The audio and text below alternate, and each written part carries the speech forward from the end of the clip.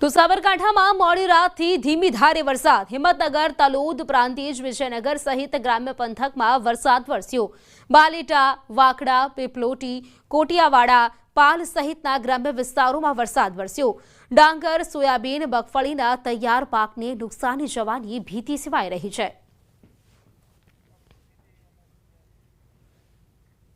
આ તરફ મહીસાગર જિલ્લામાં વહેલી સવારથી જ વરસાદ ખેતરોમાં રહેલા ડાંગરના પાકને ભારે નુકસાન પહોંચ્યું છે। ખેડૂતોએ કાપણી કરેલો પાક પાણીમાં ગરકાવ થઈ ગયો।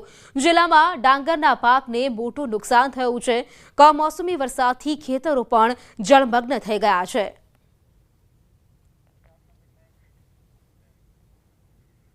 તો જામનગરની રંગમતી નાગમતી નદીમાં પ્રદૂષિત પાણીનો પ્રવાહ આવી રહ્યો છે। લાભ પાંચમના તહેવારો બાદ એકાએક સુભાષ બ્રિજ નીચે રંગમતી નાગમતી નદીના વહેણમાં આવતા કેમિકલયુક્ત ગંદા પાણીથી ફીણ વળતા જોવા મળી રહ્યા છે। નદીમાં કેમિકલયુક્ત પાણી ક્યાંથી આવી રહ્યું છે તે પણ એક મોટો પ્રશ્ન છે। વધુમાં આ કેમિકલયુક્ત પાણીથી બની રહેલા ફીણ રસ્તા પર આવતા વાહન ચાલકો અને રાહદારીઓને પણ સામે આવીને તે નડી રહ્યા છે। ત્યારે પ્રદૂષણ નિયંત્રણ બોર્ડ આ અંગે તપાસ કરે તે જરૂરી છે। જામનગરના પ્રવેશદ્વાર સમા રંગમતી નાગમતી જે રાજાશાહી વખતની નદી આવેલી છે, આ નદીમાં પ્રદૂષણ રહિત પાણી છે તે આવતું હોવાનું, કેમિકલ યુક્ત પાણી આવતું હોવાનું સામે આવ્યું છે। જે પ્રકારે દિવાળી અને બેસતા વર્ષ અને ભાઈ બીજના તહેવાર બાદ જે પ્રકારના દ્રશ્ય આપ જોઈ રહ્યા છો, આ જે પાણી આવી રહ્યું છે આ નદીની અંદરના પાણીમાં જે ફીણ છે તે ચોક્કસ જોઈ શકાય છે। ડોહા પાણીમાંથી આ ફીણ છે તે નદીમાં પ્રવાહિત થઈ રહ્યા છે। જે પ્રકારે આ સમગ્ર ઘટનાક્રમ સામે આવી રહ્યો છે ત્યારે આ પાણી પ્રદૂષિત કોને કર્યું એક મોટો પ્રશ્ન છે।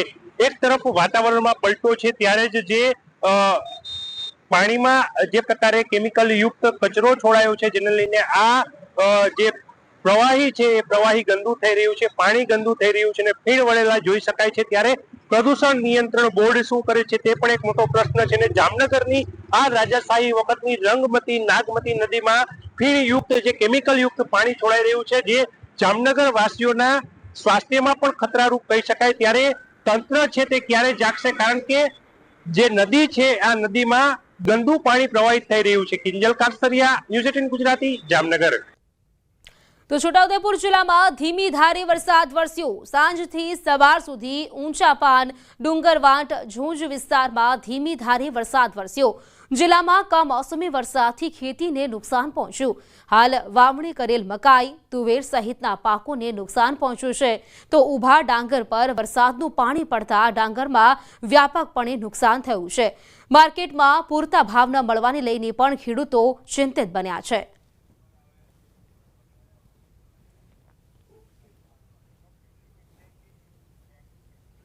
તો ગીર સોમનાથમાં કમોસમી વરસાદનો કહેર અષાઢ મહિનાની યાદ અપાવી દેતો થયો છે આ વરસાદ। સતત માવઠું, ખેતરો બેટમાં ફેરવાયા। સતત વરસાદથી જ્યાં જુઓ ત્યાં પાણી જ પાણી। ખેતરોમાં મગફળી તરતી જોવા મળી છે। ન્યૂઝ 18ના રિપોર્ટરે જમીનની હકીકત જાણી।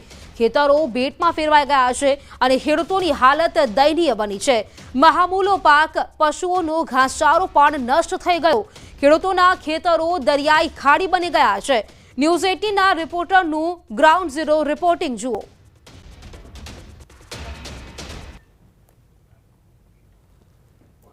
વરસાદ તો 3 દિવસે એક ધારો પડે સતત વરસાદ। તો આજ કાલ રાતનો ગઈકાલનો તો એક ધારો નોન સ્ટોપ જરાય બંધ નથી થયો।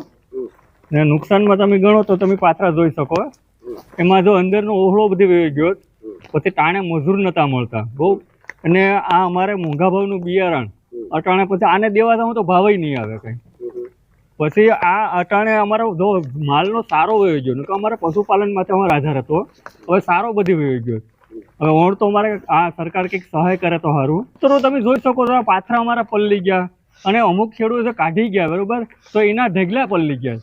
અત્યારે ઢગલા ઢાંક્યા પણ થોડા ઢાંક્યા પણ એટલો વરસાદ રહી એટલે પાણીને કારણે આ બધી ઢગલાને બધી પલળી ગયા, પાલો પણ પલળી ગયો। અચ્છા, હજુ તો વરસાદની આગાહી કરવામાં આવે છે, ખેડૂતોની શું સ્થિતિ થાય? તો બહુ ખરાબ અમારી હાલત થાય। ગીર સોમનાથ જિલ્લામાં ભર શિયાળે જાણે ચોમાસા જેવો માહોલ જામ્યો હોય તેમ 3 દિવસથી સતત મેઘરાજા છે તે વરસી રહ્યા છે અને તેમને કારણે ગીર સોમનાથ જિલ્લાની અંદર હવે ખેતરો છે તે બેટમાં ફેરવાયા છે। હું સીધા જ આપને દ્રશ્ય બતાવીશ, કારણ કે આ જે દ્રશ્યો છે તે ખેડૂતોના ખેતરના છે। ખેડૂતોના ખેતરની અંદર પોતાનો મહામૂલી પાક છે, મગફળીનો પાક છે તે પાણીની અંદર તરબોળ થયો છે. હું કેમેરામેનને કહીશ કે તે પાણી કેટલું છે તે બતાવવાનો પ્રયાસ કરશે, કારણ કે જોઈ શકાય છે કે ગોઠણસમા પાણી છે તે ખેડૂતના ખેતરની અંદર ભરાય છે. હું કેમેરામેનને કહીશ કે તેઓ આગળ આવશે, કારણ કે જે પ્રમાણે મગફળીનો પાક છે તે પાણીની અંદર હાલ તરી રહ્યો છે. જોઈ શકાય છે જે પ્રમાણે આ ગોઠણસમા પાણી ભરાય છે અને આ પાણીની અંદર આ મગફળીનો પાક છે તે હવે સંપૂર્ણપણે નાશ પામવાની તૈયારીમાં છે, કારણ કે સતત પાણી ભર્યું છે અને તેમને કારણે આ જે ખેડૂતનો પાક છે તે પાણીની અંદર તરબોળ થયો છે. જોકે છેલ્લા 3 દિવસથી વરસી રહેલા વરસાદને લઈ અને ખેડૂતો હાલ મુશ્કેલીમાં મુકાયા છે. ખેડૂતોનું કહેવું છે કે હવે સરકાર માત્ર એક જ તેમની આશા છે, કારણ કે સરકાર જો ખેડૂતોને આર્થિક મદદ નહીં કરે તો ગીર સોમનાથ જિલ્લાના ખેડૂતો છે તેઓને મોટી મુશ્કેલીનો સામનો કરવો પડશે, કારણ કે તેઓનો મહામૂલી પાક તો પતી ગયો છે, પરંતુ તેમની સાથે સાથે પશુઓનો જે ઘાસચારો હતો તે પણ હવે સંપૂર્ણ નાશ પામ્યો છે. દિનેશ સોલંકી, ન્યૂઝ 18 ગુજરાતી, ગીર સોમનાથ. બોટાદ જિલ્લાના બરવાળા, રાણપુર, ગઢડા અને બોટાદ શહેર તાજ તાલુકા પંથક સહિત સમગ્ર જિલ્લામાં કમોસમી માવઠાનો કહેર છે. બોટાદ શહેરમાં શરૂ થયેલો વહેલી સવારથી કમોસમી વરસાદ બોટાદ શહેરના Paliyad road, Gadhada road, Salangpur road સહિત અન્ય વિસ્તારમાં પડી રહ્યો છે.